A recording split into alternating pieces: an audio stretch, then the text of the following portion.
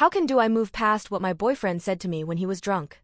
Hi, I'm usually reading Reddit posts instead of posting my own. I'll try not to make this a novel. This past Friday, my friends and I, 30F, went out to celebrate my brother getting a new job and seeing him off before he moves out of state. Multiple times since the very beginning of the morning, I double-checked with my boyfriend, 30M, that he would DD so I could enjoy my time with my brother without worrying about getting home. He agreed every time I double-checked. Within the first 3 hours, he had 6 drinks. Multiple times in between these drinks I asked him to slow down so he could sober up before we had to leave. He agreed. The last time I asked him, he was visibly annoyed with me and tried to pull away from me when I stopped him to ask again if he'd drink water and chill out. He got pissed and went to the counter and downed 2 more drinks. Obvious why I had to double-check with him so many times, right? So I drove home. 1-hour drive from the city my brother lived in. We did not speak until about 40 minutes into the drive, then my boyfriend finally realized I was silently crying to myself. He asked if I had a good time with my brother and if I was sad he was leaving. I shrugged. He asked why I was crying. I said, because he did not follow through with his promise. I did not get to spend much time with my brother, and he purposely got more drunk after I asked him to slow down the 5th time.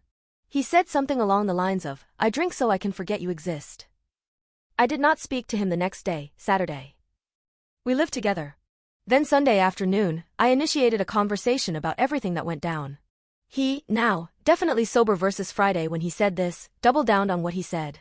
He continued on about how since the beginning of our relationship, I've been a B-word. He thinks not saying the exact word excuses him of actually name-calling, that I blamed every fight on my PTSD from my previous relationship, context, physically, emotionally, verbally abusive for plus 5 years, and that I've never once accepted responsibility for anything.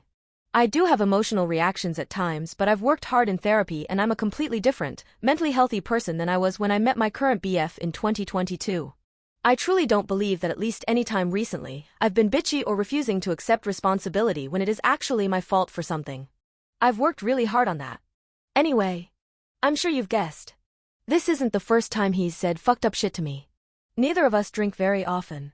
It doesn't happen often anymore, but over the last 2.5 years it's happened about 10 times, mostly in the beginning of our relationship. I'm going to be really transparent. 1, genuinely my BF and I have a lot in common. We want exactly all the same things out of life. The only major difference between our likes/dislikes is that he eats red meat more than I do, so basically nothing, you know? Woman shrugging, no joke, we have the same likes, music taste, movie taste, we're both cat people, etc. 2, I'm almost 31. And the dating pool looks so awful from what my friends are showing me.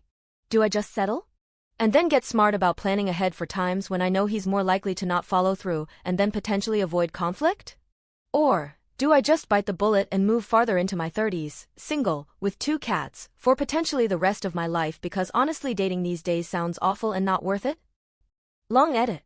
Hello and thank you for the general consensus that I am spineless waving hand, definitely the confidence boost I needed today. A joke. Some more context. I am still with the same therapist. Recently diagnosed with ADHD and PTSD. It's a process and I'm always working on myself. We have more in common than cats and music, I promise. I guess DM me if you need like the full analysis of why we got together in the first place. Everything is fucking expensive. And I don't even live in that expensive of a state, but the US sucks and it's getting worse. But I'm already working 2 jobs to pay my 50% of the bills. He works extremely long hours and works very hard as well. I've been single and lived alone before, so I absolutely know I can do it again if I have to. There's nothing wrong with being 30 plus and single with cats. Both of my cats are literally perfect, thank you for asking, but back to finances, how am I ever going to retire? Yes, I have retirement accounts, but that won't be enough. It's much more attainable with a dual income household, and neither of us want human kids. We rent, but only my name is on the lease. He'd move out. I've been purposely not splitting vet bills/cat necessities with him so that he has no claim over them, just in case. He has a lot of trauma from abusive relationships in the past too. This does not justify his behavior. Neither of us drink or anything else. Maybe twice a month. Usually we have somewhere to stay, or a friend is DDing, or I volunteer. He has been DD before without me having to ask.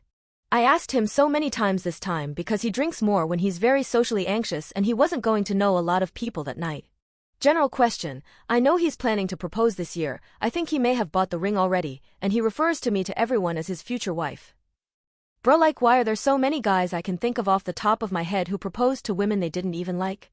Why do people do this? Hopefully that answers some questions.